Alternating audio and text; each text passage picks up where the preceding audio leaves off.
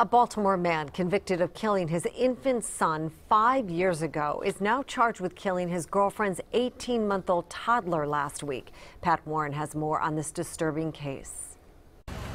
Around 9:30 p.m. on July 18th, a call reporting an unresponsive child came from this home in the 2800 block of Forest Glen Road.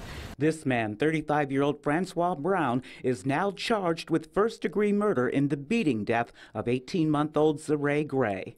Brown is the boyfriend of the child's mother. When our investigation began, we saw visible signs of injury, but once some x-rays were done, saw a broken bone, and then the medical examiner confirmed that the death was a result of a homicide. If Brown is convicted, Zaray would be the second child to die at his hands. This was the scene in 2012 as police investigated the death of Brown's own son, 7-month-old Kendall. This man had a situation in the past where a child in his custody died as a result of a homicide.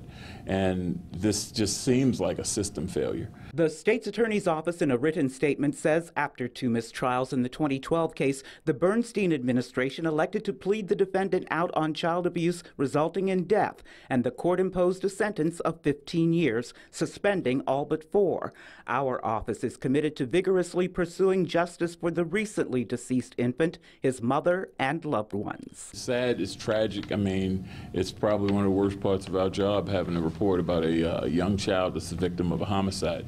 And in this case, we're talking about a 1.5-year-old. Brown was being held at Central Booking. I'm Pat Warren reporting for WJZ. Brown served 2 years and 11 months for the death of his son.